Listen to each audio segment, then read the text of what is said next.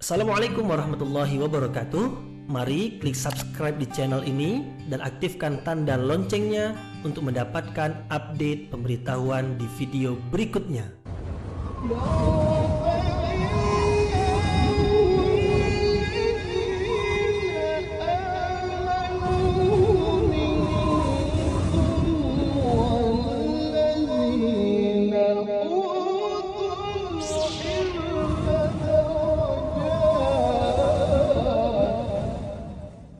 A'udzu billahi minasyaitonir rajim. Bismillahirrahmanirrahim. Assalamualaikum warahmatullahi wabarakatuh. Alhamdulillahi rabbil alamin wa bihi nasta'inu ala umurid dunya waddin. Nasta'inuhu wa nastaghfiruh wa na'udzu billahi min syururi anfusina wa min sayyiati a'malina. فمن يهد الله فلا مضل له ومن يضلل فلا هادي له أشهد أن لا إله إلا الله وحده لا شريك له وأشهد أن محمدا عبده ورسوله لا نبي بعده أما بعد. Kita bersyukur kepada Allah Subhanahu wa taala yang masih melimpahkan rahmat dan nikmat-Nya. Kita bersyukur dengan mengucapkan Alhamdulillahi Rabbil Alamin. Tidak lupa pula bersalawat kepada Rasulullah sallallahu alaihi wasallam dengan mengucapkan Allahumma salli ala Sayyidina Muhammad wa ala ali Sayyidina Muhammad. Dan bersalam kepada Rasulullah dengan mengucapkan Assalamu alayka ya Rasulullah. Alhamdulillah, pada kesempatan ini kita dapat kembali meneruskan pengajian tafsir ayat-ayat suci Al-Quran, yang mana pada malam hari ini kita akan teruskan kepada ayat yang ke-23 dan 24 dari surah Al-Baqarah. Ayat 23 dan 24 dari surah Al-Baqarah adalah ayat-ayat yang menerangkan tentang dalil atau alasan atau hujjah yang Allah kemukakan untuk menetapkan Nabi Muhammad sebagai Rasulullah. Apabila dua ayat sebelum ini kita menerangkan tentang alasan atau hujjah atau bukti yang Allah kemukakan untuk menetapkan Allah sebagai Tuhan yang patut disembah dengan kebenaran, dan itu yang menjadi tujuan penciptaan manusia, maka sekarang pula Allah mengemukakan alasan atau bukti untuk menetapkan Nabi Muhammad sebagai Rasulullah. Dan apabila kita gabung keduanya sekali, bermakna pembahasan kita yang lalu dan pembahasan kita yang sekarang ini adalah dua pembahasan di dalam menetapkan Allah sebagai Tuhan dan Nabi Muhammad sebagai utusan Allah, sebagai Rasul Allah. Inilah yang kita sebut sebagai dua kalimah syahadat. Asyhadu an la ilaha illallah, penetapan Allah sebagai Tuhan kita perakui. Kemudian penetapan Nabi Muhammad sebagai Rasulullah kita akui. Maka kedua perkara yang utama ini di dalam perkara-perkara keimanan Allah beritahukan pada ayat yang ke-21, 22, 23 dan 24. Maka empat ayat, dua ayat sudah kita bahas dan dua ayat akan kita bahas. Ini adalah empat ayat utama yang menjadi pedoman, petunjuk yang mesti difahami oleh orang-orang yang mengaku beriman. Apabila mereka tidak memahami empat ayat utama ini, maka tidak dapat dikatakan mereka itu adalah orang-orang yang beriman dengan makna sebenarnya, meskipun mereka mengaku juga. Karena pengakuan saja tidak cukup, karena mesti diiringi dengan pengetahuan. Kemudian pengetahuan saja tidak cukup, mesti dibuktikan dengan pengamalan dalam kehidupan sehari-hari. Maka dalam kesempatan ini kita akan bahaskan dua lagi ayat suci Al-Quran yang menerangkan tentang keimanan berkaitan tentang Nabi Muhammad sebagai Rasulullah. Allah berfirman, A'udzu billahi minasyaitonir rajim. Bismillahirrahmanirrahim. Wa in kuntum fi raibim mimma nazzalna ala abdina fa'tu bisuratin min mithlih wad'u syuhada'akum min dunillah in kuntum sadiqin fa illam taf'alu wa lan taf'alu fattaqun naral lati waquduhan nas wal hijarah uiddat lil kafirin. Wa in kuntum fi raibin mimma nazzalna ala abdina, dan jika kamu berada dalam keraguan tentang apa-apa yang kami turunkan kepada hamba kami. Yang dimaksudkan dengan hamba dalam ayat ini adalah Nabi Muhammad sallallahu alaihi wasallam. Apabila memang kamu ragu terhadap apa yang kami turunkan kepada hamba kami, yang diturunkan kepada Rasulullah adalah Al-Quran, firman-firman Allah. Apabila memang ia ragu, maka Allah menantang. Menantang maknanya Allah meminta. Kalau memang ia mampu, coba datangkan. Wa in kuntum fi raibin mimma nazzalna ala abdina fa'tu bi suratin mim mithlih. Coba datangkan satu surah yang seumpama dengan surah Al-Quran yang telah kami turunkan. Umpamanya surah Al-Ikhlas umpamanya, atau surah Al-Falaq umpamanya, atau surah An-Nas. Coba datangkan yang seumpama dengannya. Fa'tu bi suratin mim mithlih wad'u syuhada'akum, dan panggil pula lah saksi-saksimu yang lain untuk mendatangkan satu surah yang sama dengan surah Al-Quran. Min dunillah, yaitu selain dari Allah. Dari kalangan jin kah, atau dari kalangan manusia kah, manusia yang paling pandai, paling hebat kah, silahkan datangkan dan suruh mereka membuat satu surah yang seumpama, semisal dengan Al-Quran. In kuntum sadiqin, jika kamu memang adalah orang-orang yang benar dalam dakwaanmu, dalam tuduhanmu, bahwasanya kamu menyatakan bahwasanya apa yang disampaikan Nabi Muhammad itu bukan firman Allah, bukan Al-Quran, tetapi adalah perkataannya sendiri atau ucapannya sendiri. Maka silahkan coba tandingi apa yang disampaikan oleh hamba kami itu.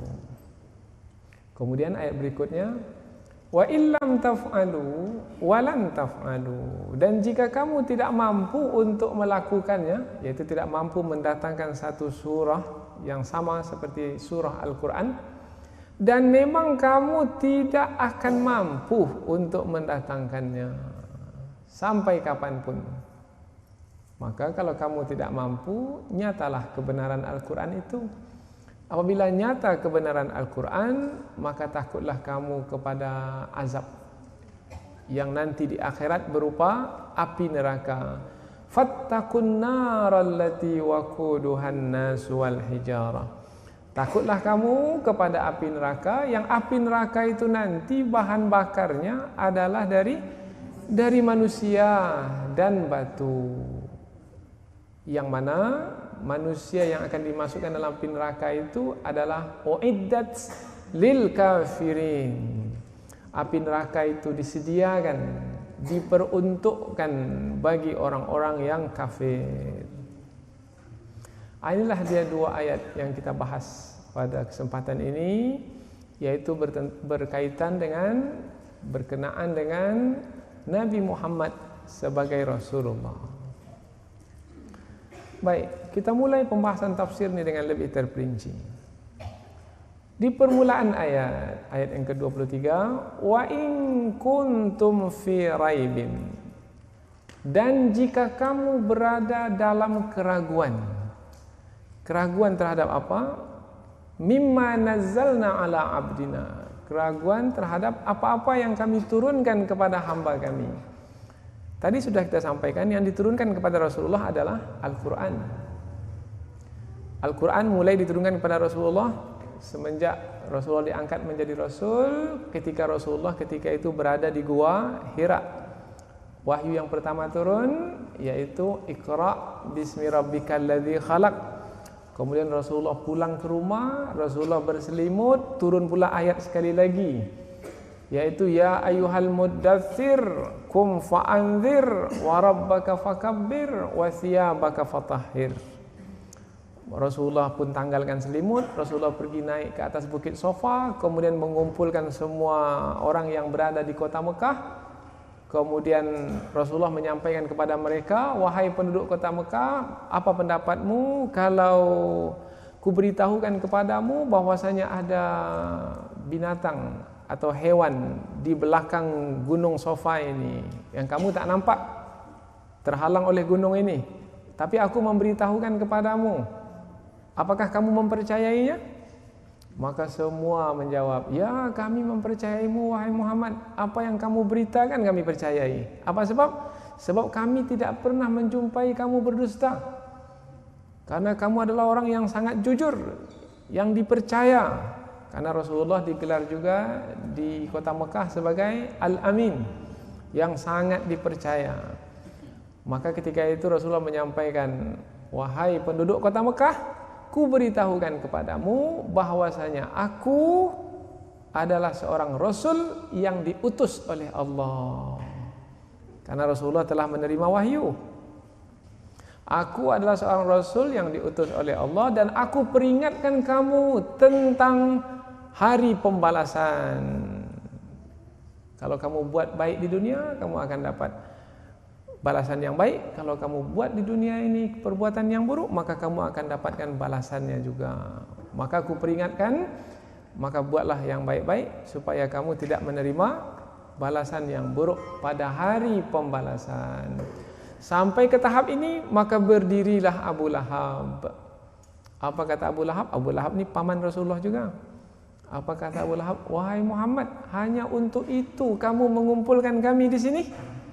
Celakalah kamu wahai Muhammad. Apabila Abu Lahab sampai ke kata celaka ini, turun pula ayat Al-Quran. Tabbat yada abi lahabi wa tab. Yang celaka itu bukan Nabi Muhammad. Yang celaka itu adalah kedua tangan Abu Lahab. Tengok ayat Al-Quran turun sedikit-sedikit. Iqra turun sedikit, 5 ayat. Kemudian ya ayyuhal muddatsir turun pula sedikit. Kemudian Tabbat yada turun pula, turun. Dan ini disampaikan kepada penduduk kota Mekah, Quraisy. Karena itulah dia orang yang paling dekat di kota Mekah itu untuk menerima dakwah pertama. Ini dakwah pertama namanya ini. Inilah dia kawasan pertama yang didakwahi oleh Rasulullah sallallahu alaihi wasallam. Nah, mereka apabila mendengar Rasulullah menetapkan dirinya sebagai Rasul dan yang disampaikannya adalah Al-Quran, maka ramai di antara mereka menentang. Dan yang menentang ini pula bukan sembarang orang. Yang menentang ini adalah pemuka-pemuka Quraisy. Quraisy ini kaum yang ada di kota Mekah. Pemuka-pemuka, pemimpin-pemimpin mereka yang utama menentang Nabi. Dari sisi kekuasaan menentang Nabi. Pemimpin dari sisi kekuasaan menentang Nabi. Pemimpin dari kesukuan menentang Nabi. Kemudian pemimpin dari yang memiliki kekayaan, penguasa menentang Nabi. Dari kalangan sastrawan menentang Nabi. yang tidak menentang Nabi satu-satu. Umpamanya yang pertama kali memeluk Islam istri Rasulullah sendiri. Setelah itu Abu Bakar. Setelah itu Ali karramallahu wajhah. Setelah itu barulah dari kalangan hamba-hamba sahaya yang banyaknya. Dari kalangan hamba saya seperti Bilal bin Rabah, itu hamba sahaya, budak belian. Nah, memeluk Islam. Tapi yang pemimpin-pemimpin ini tidak mau. Bahkan yang pakar bahasa pun Walid bin Mughirah namanya, itu pakar bahasa Arab, pandai buat syair. Nah, pun juga menentang Nabi. Maka mereka menentang Nabi, mereka tidak memperakui Nabi sebagai Rasul. Maka ayat ini turun adalah ayat untuk menantang mereka itu. Dibuat tantangan kepada mereka.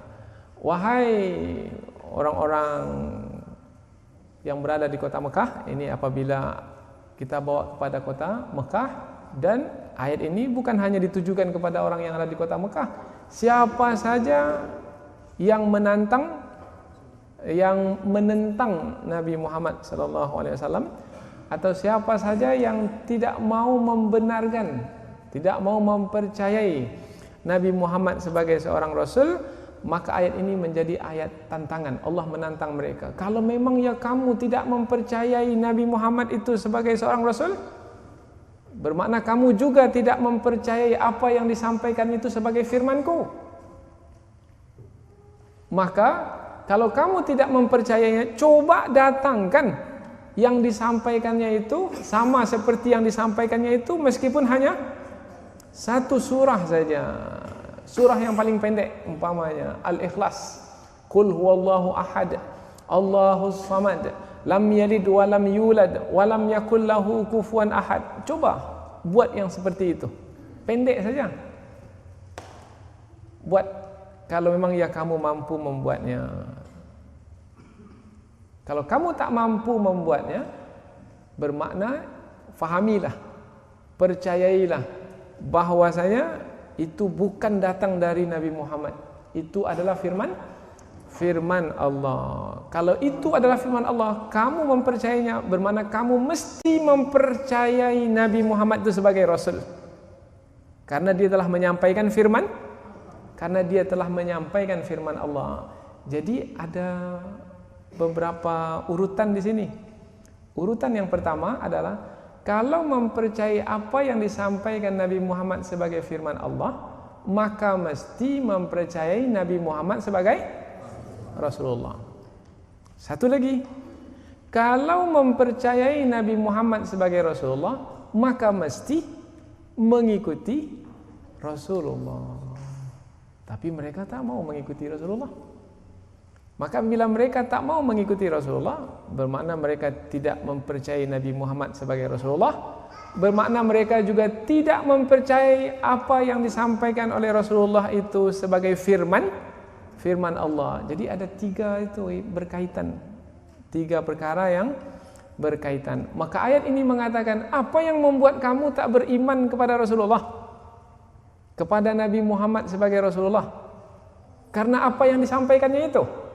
Kalau karena apa yang disampaikannya itu, kemudian kamu tidak beriman, bermakna kamu ragu ya tentang apa yang disampaikannya itu. Kalau memang ya kamu ragu, wa in kuntum fi raibim mimma nazzalna ala abdina fa'tu bisuratim mim mithlih.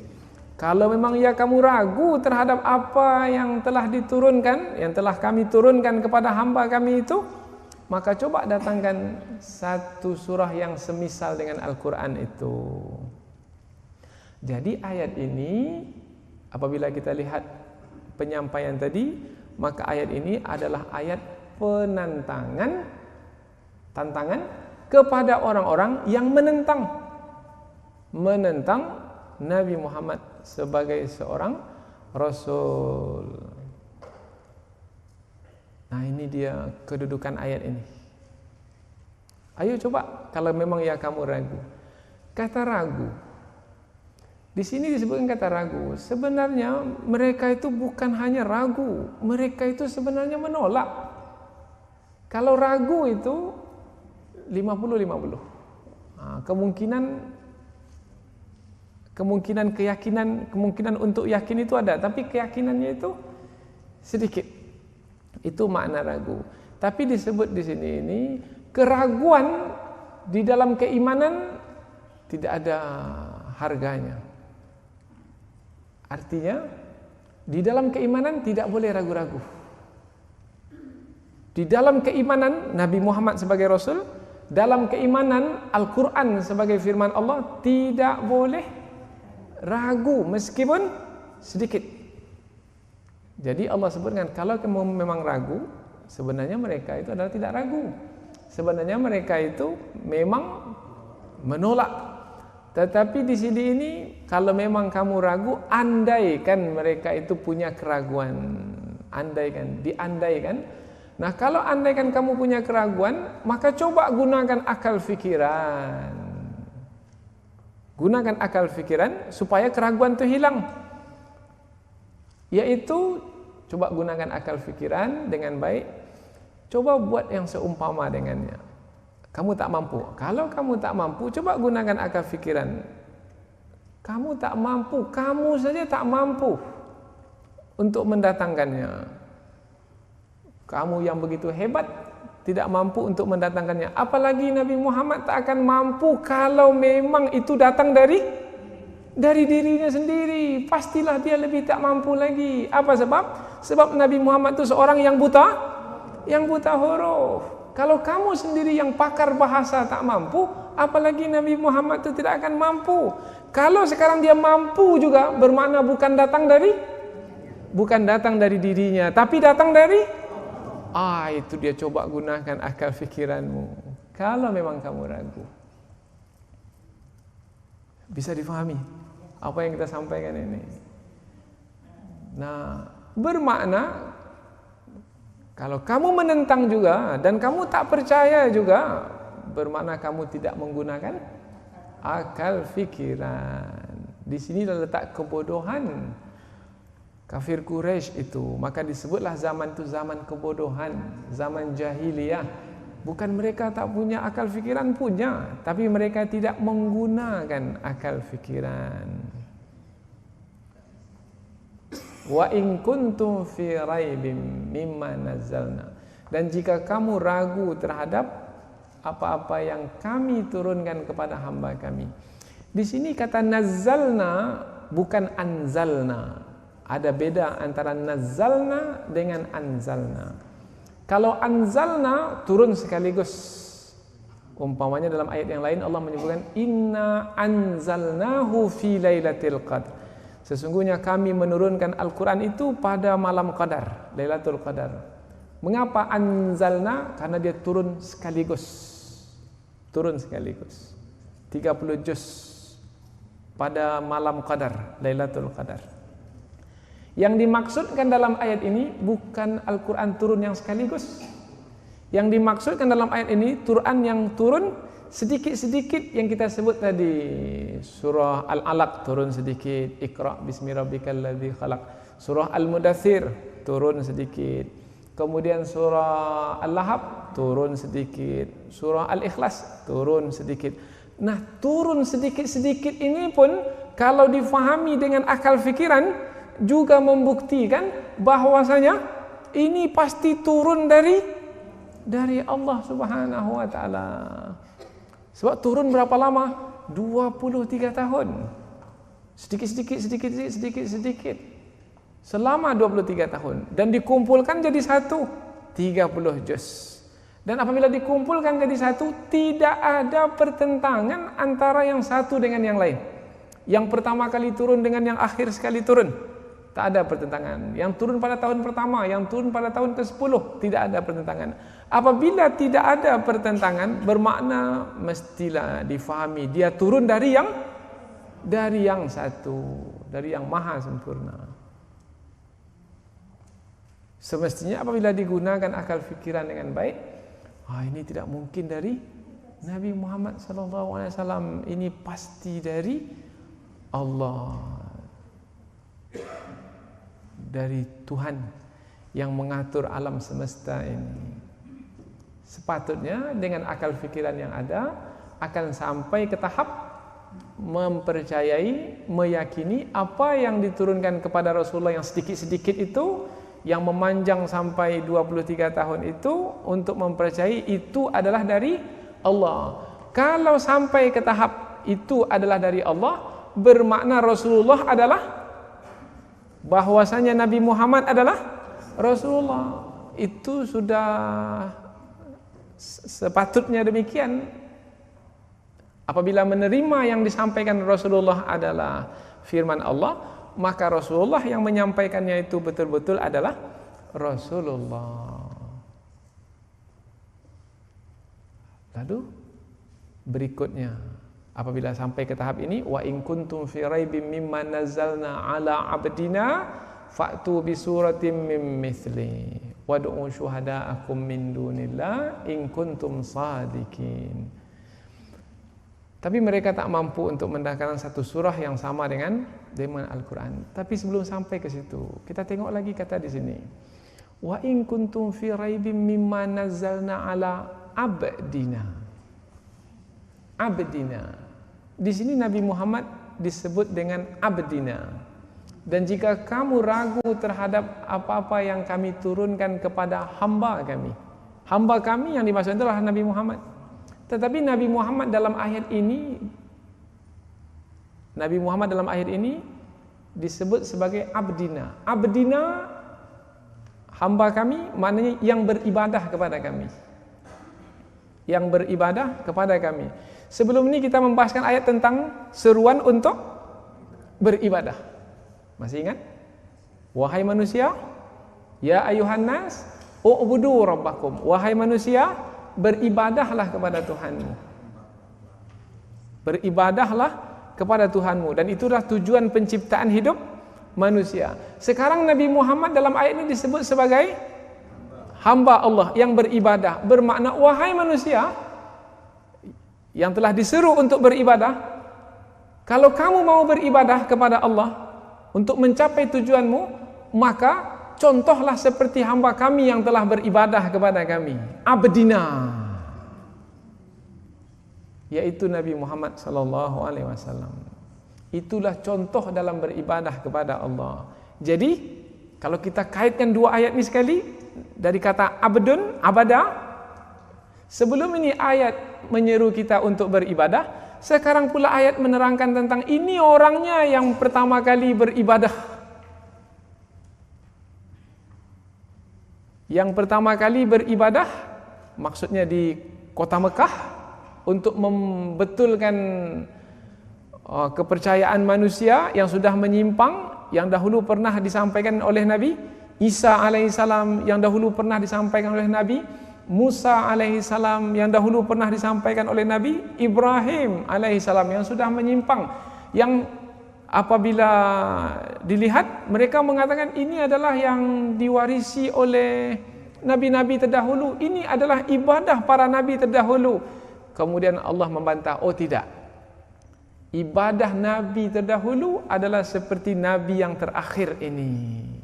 Maka Allah sebutlah gelaran untuk nabi yang terakhir ini abdina, yaitu yang beribadah kepada Allah. Dengan makna lain, kalau tidak seperti yang dibuat oleh nabi yang terakhir itu, maka ia tidak disebut ibadah. Itu penting untuk disebut sekarang ini. Apa sebab? Sebab banyak pada hari ini orang menyebut juga beribadah di tempat-tempat ibadah mereka, tetapi tidak seperti yang ditunjukkan oleh Rasul yang terakhir. Maka itu bukan ibadah.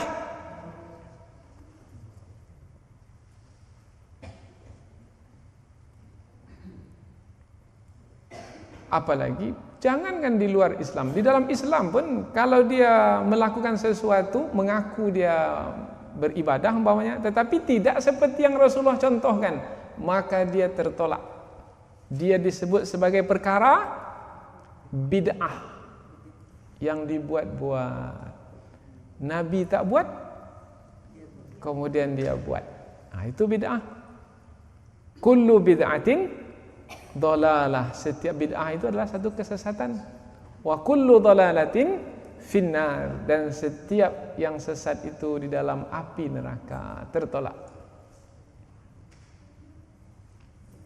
Tengok ayat ini, kalau kita bahas dengan teliti, rupanya ini dia kaitannya. Sebelum ini Allah perintahkan kita untuk beribadah, setelah itu rupanya Allah terangkan pula, kalau mau beribadah seperti yang kuserukan, maka contohlah hamba kami yang beribadah, yaitu Nabi Muhammad sallallahu alaihi wasallam.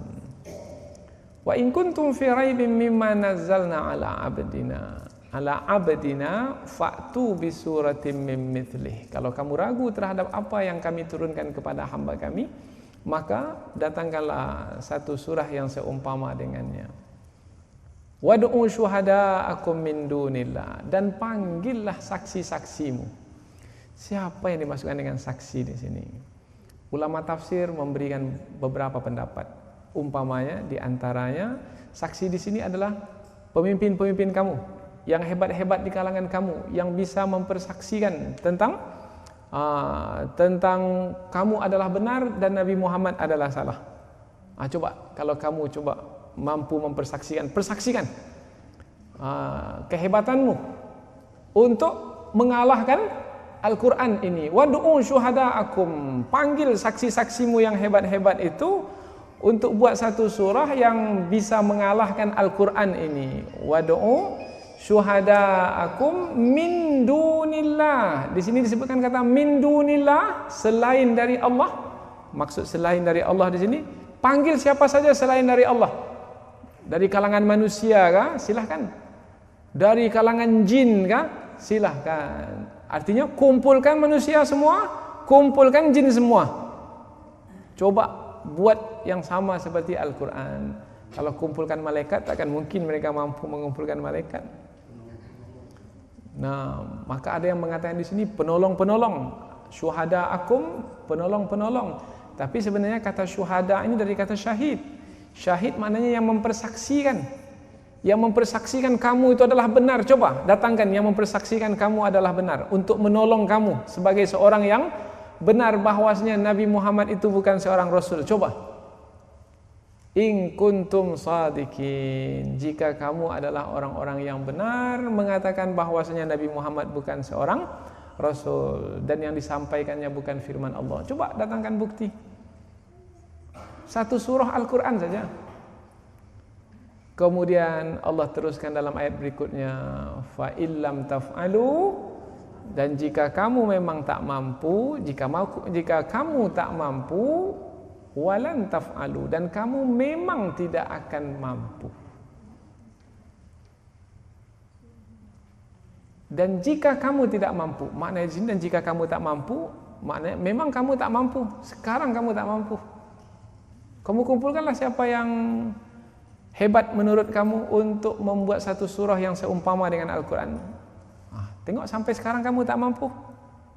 Kalau sampai sekarang kamu tak mampu, bermakna betul lah Nabi Muhammad sallallahu alaihi wasallam. Karena bukti sudah ada di hadapanmu. Tak ada yang mampu yang buat seumpama dengan Al-Quran. Bermakna Al-Quran itu bukan dari manusia, tapi dari Allah. Karena manusia tak mampu buat yang seumpama dengannya. Dan bukan hanya sampai sekarang tak mampu, walan taf'alu, sampai kapanpun kamu tak akan mampu. Bermakna di sini Allah telah menutup kemungkinan 10 tahun lagi pun belajarlah kamu, pergi mana-mana belajar, kemudian buat yang seumpama dengan Al-Quran, tidak akan mungkin mampu. Bukan hanya kamu, anak keturunanmu sampai hari kiamat pun tidak akan mampu buat yang sama seperti Al-Quran. Bermakna di sini Allah telah menerangkan perkara yang gaib. Makna perkara yang gaib adalah perkara yang akan datang. Jadi Allah sudah menafikan sampai ke masa yang akan datang tidak akan mungkin ada sesiapa yang mampu untuk membuat sama seperti Al-Quran. Jangankan sama seperti Al-Quran secara keseluruhan, satu surah pun tidak akan mungkin mampu. Itu namanya melemahkan kemampuan manusia, jin, dan siapa saja yang meragukan Al-Quran. Melemahkan itu disebut dalam bahasa Arab namanya mukjizat. Jadi mukjizat itu maknanya melemahkan. Jadi apabila disebut Al-Quran sebagai mukjizat, maknanya Al-Quran sebagai yang melemahkan. Melemahkan siapa? Melemahkan manusia. Karena tidak mampu untuk mendatangkan yang sama seperti Al-Quran. Lemah di hadapan Al-Quran.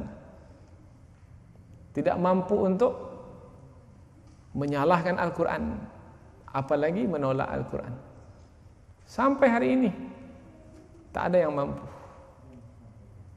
Maka apabila tak ada yang mampu, semua menjadi lemah di hadapan Al-Quran. Maka Al-Quran yang melemahkan kita sehingga kita menjadi lemah.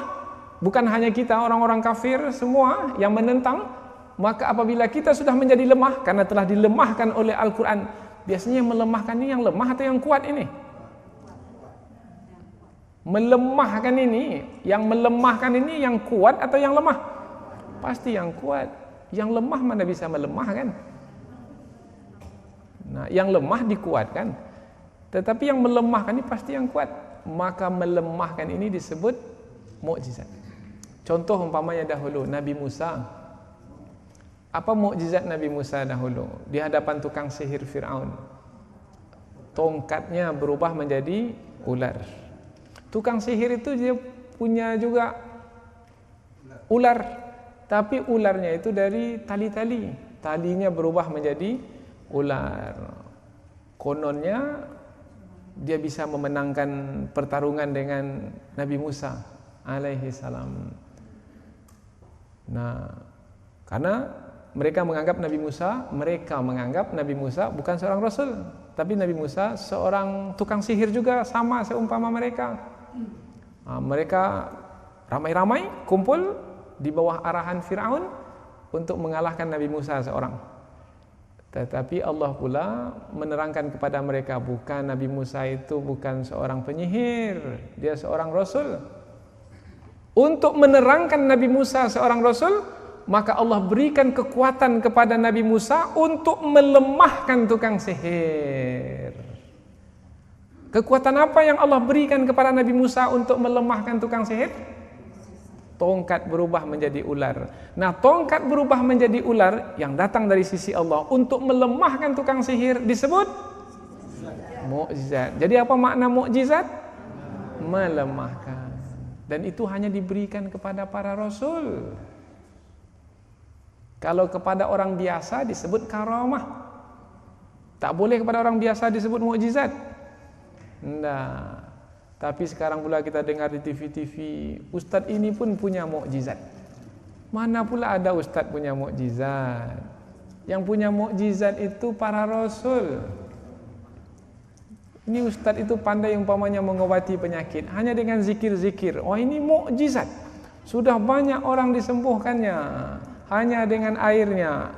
Ini adalah tipuan, dusta. Penggunaan kata mukjizat tidak lagi pada tempatnya. Maka mukjizat di dalam istilah pengajian akidah adalah perkara yang luar biasa yang datang dari sisi Allah Subhanahu wa taala untuk rasulnya sebagai membenarkan rasul tersebut di hadapan penentangnya yang tidak mempercayainya sebagai seorang rasul. Maka Al-Quran disebut sebagai mukjizat terbesar Nabi Muhammad sallallahu alaihi wasallam. Apa sebab? Sebab Al-Quran ini melemahkan seluruh manusia sampai akhir zaman. Tak ada siapa yang mampu untuk menentang, melawan, mengalahkan Al-Quran ini sampai akhir zaman. Maka ini adalah mukjizat yang paling besar. Kalau sudah nampak mukjizat di hadapan kita ini, dan sekarang yang kita bahas ini adalah mukjizat, maka apabila tidak percaya juga, maka sungguh satu kesombongan, keangkuhan pada diri manusia. Mungkin sebabnya adalah karena tidak menggunakan akal fikiran dengan baik, dengan bijak, sehingga tidak dapat membuat kesimpulan dengan baik, dengan tepat, dengan benar. Fa illam taf'alu walan taf'alu, dan jika kamu tak mampu, dan memang kamu tidak akan mampu, sampai hari ini tak mampu, maka sepatutnya sudah nampak yang benar itu benar dan yang salah itu Salah. Sudah nampak bahwasanya Al-Quran itu firman Allah, sudah nampak bahwasanya Nabi Muhammad itu Rasulullah, maka semestinya sekarang berimanlah kepada Rasulullah dengan mengikuti firman Allah itu sebagai petunjuk, sebagai pedoman hidup. Tapi kalau kamu tak mau, fattakun nar, maka takutlah kepada api neraka. Sebenarnya ayat ini bukan takutlah kepada api neraka, sebenarnya ayat ini panjang. Maka takutlah kepada azab yang Allah sediakan kepada orang-orang yang tak mau beriman kepada kitab sucinya dan kepada Rasulnya, yang pada akhirnya nanti azab tersebut adalah api neraka yang menyala-nyala. Jadi ayat itu panjang sebenarnya, tapi Allah pendekkan. Nah, memendekkan yang panjang itu disebut dalam sastra Al-Quran namanya al-ijaz. Al-ijaz itu memendekkan yang panjang. Nah, dengan memendekkan yang panjang ini, maka sastranya menjadi tinggi nilainya. Maka ayat ini disebut sebagai ayat yang penuh atau yang padat dengan sastra, karena pendek tetapi kandungan sebenarnya adalah panjang. Katanya sedikit tetapi kandungannya padat dalam. Fattakun nar, maka takutlah kepada api neraka, maka takutlah azab yang disebabkan karena kekufuranmu tidak mau beriman kepada kitab suci yang diturunkan kepada Nabi Muhammad, tidak mau mengikuti Nabi Muhammad. Fattakun nar allati waquduhan nas wal hijara. Allah terangkan di sini tentang api neraka itu, yaitu apabila kamu tidak mau beriman, nanti kamu akan dimasuk dalam api neraka, dan kamu pula di dalam api neraka itu adalah sebagai bahan bakarnya. Yang bahan bakarnya dua saja, yaitu dari manusia dan dari batu. Mengapa disebut dua? Sebab yang pertama itu manusia yang menyembah, dan batu itu adalah berhala yang disembah. Jadi siapa yang menyembah selain Allah, siapa yang menyembah selain Allah, yang menyembah itu dimasukkan dalam api neraka, yang disembah selain Allah itu pun dimasukkan dalam api neraka. Umpamanya menyembah patung, yang menyembah itu dimasukkan dalam api neraka, patung yang disembah itu pun dimasukkan dalam api neraka. Kalau memang ya Tuhan, tak akan mungkin dia dimasukkan dalam api neraka. Karena kafir Quraisy itu adalah orang-orang penyembah patung, berhala yang terbuat dari batu. Kemudian bahan bakar, waquduhan nas wal hijara, yang bahan bakar api neraka. Apa mana bahan bakar? Alat pembakar. Biasanya api itu akan padam kalau bahan bakar ini kayu bakar, umpamanya kayu bakar. Kalau ada kayunya, api menyala. Kalau tak ada kayunya lagi, api mati. Karena bahan bakarnya itu kekal di dalam neraka, maka neraka itu apinya tetap kekal menyala-nyala pula. Selagi manusia itu ada di situ, selagi itu pula api neraka itu menyala. Orang kafir kekal dalam neraka selama-lamanya. Bermakna bila orang kafir itu kekal dalam neraka selama-lamanya, bermakna api neraka itu pun kekal menyala selama-lamanya. Andaikan, ini andaian sajalah, kalau tidak ada manusia yang masuk ke dalam api neraka, menyala api neraka? Tidak. Karena yang membuat dia menyala apa? Bahan bakarnya. Bermakna yang membuat api neraka itu menyala sebenarnya adalah manusia itu sendiri. Semakin banyak masuk, semakin besar nyalanya, karena dia sebagai bahan bakarnya. Tak takut.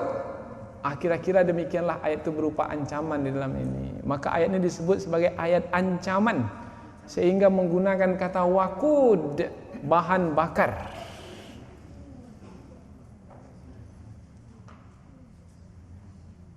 Wattaqun naral lati waquduhan nas wal hijara uiddat lil kafirin, disediakan bagi orang-orang kafir. Maka orang yang menentang kitab suci, dan orang yang menentang Nabi Muhammad sebagai Nabi, sebagai Rasul, maka dia adalah orang-orang kafir.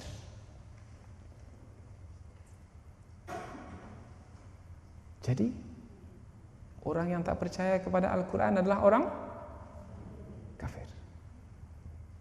Orang yang tak percaya Nabi Muhammad sebagai Rasul adalah orang kafir. Tak ada basa-basi. Tidak ada basa-basi.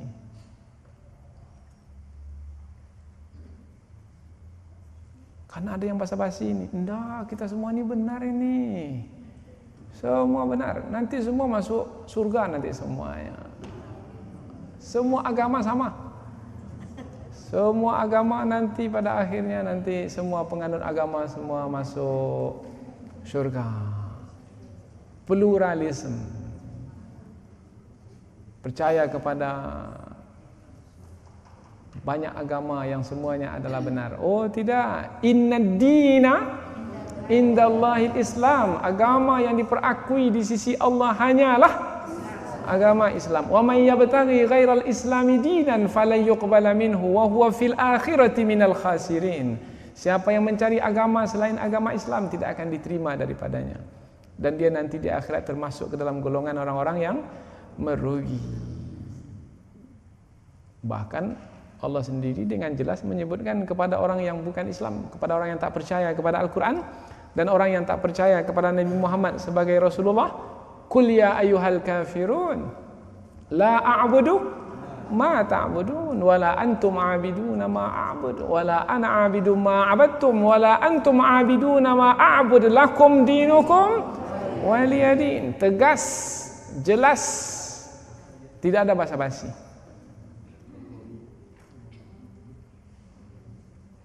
Maka memang kita hidup umpamanya di satu masyarakat atau di satu bangsa yang berlainan agama, ya boleh, kita akan saling hormat menghormati. Antara satu agama dengan agama lain kita akan bertenggang rasa, kita akan bertolak ansur, kita akan tolong menolong, kita akan harga menghargai, ya. Dan itu memang diajarkan dalam Islam. Tapi tidak pula kita mau menyatakan bahwasanya semua agama adalah sama, adalah benar. Itu dah keluar daripada ketetapan yang dibenarkan. Itu sudah di luar batasan. Dalam batasan semestinya setiap umat Islam mempercayai bahwasanya agama yang diperakui di sisi Allah hanyalah agama Islam. Agama yang diridhai oleh Allah hanyalah agama Islam. Al-yauma akmaltu lakum dinakum wa atmamtu alaikum ni'mati wa raditu, dan aku redha, wa raditu lakumul Islam dina, dan aku redha Islam itu sebagai agamamu. Jadi 4 ayat yang pertama ini dari seruan Allah setelah menerangkan 3 kelompok manusia, menetapkan asas utama agama Islam. Dan agama Islam bukan agama yang dibawa oleh Nabi Muhammad saja, tidak. Agama Islam agama yang dibawa oleh Nabi Isa, yang dibawa oleh Nabi Musa, yang dibawa oleh Nabi Daud, yang dibawa oleh Nabi Ibrahim. Agama para nabi adalah agama Islam. Inilah dia 2 ayat yang kita bahas tentang penetapan Nabi Muhammad sebagai Nabi, karena menyampaikan firman-firman Allah yang suci yang tidak dapat dibuat atau ditandingi oleh sesiapa pun. Dan sebelumnya Allah pula telah menerangkan tentang dirinya sebagai Tuhan yang sebenarnya, yang kepadanya ibadah ditujukan. Maka dengan demikian sudah dapat kita memahami 2 perkara utama, yaitu Allah sebagai Tuhan, satu, dengan alasan. Kemudian Nabi Muhammad sebagai Rasul dengan alasan. Jadi bukan hanya mengikut-ngikut lagi sekarang, ada alasan yang kita punya. Mengapa Allah sebagai Tuhan? Apa alasannya menetapkan Allah sebagai Tuhan? Ya, karena Allah lah yang menciptakan kita. Alladzi khalaqakum walladzina min qablikum la'allakum tattaqun. Ya Allah sebagai Tuhan, karena Allah lah yang menghamparkan bumi ini, yang mengangkat langit ini, yang menurunkan hujan dari awan sehingga tumbuhlah tumbuh-tumbuhan sebagai rezeki bagi kita. Dah dapat alasan, itu sudah tak berganjak lagi. Kemudian Nabi Muhammad sebagai Rasul, ya karena Nabi Muhammad menyampaikan firman-firman Allah. Dan itu tidak mungkin dari Nabi Muhammad. Sebab kalau mungkin dari Nabi Muhammad, akan mungkin pula lah manusia membuat yang seumpama dengannya.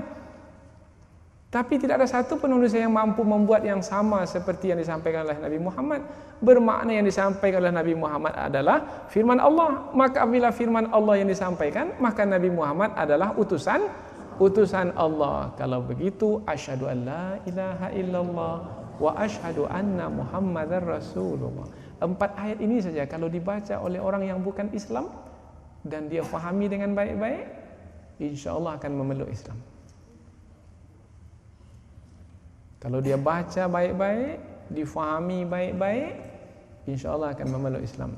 Kebanyakan yang tidak memeluk Islam itu karena tidak mau memahami, tidak mau. Kalau maulah akan nampak kebenaran ini. Karena tak mau, tak nampak kebenaran ini.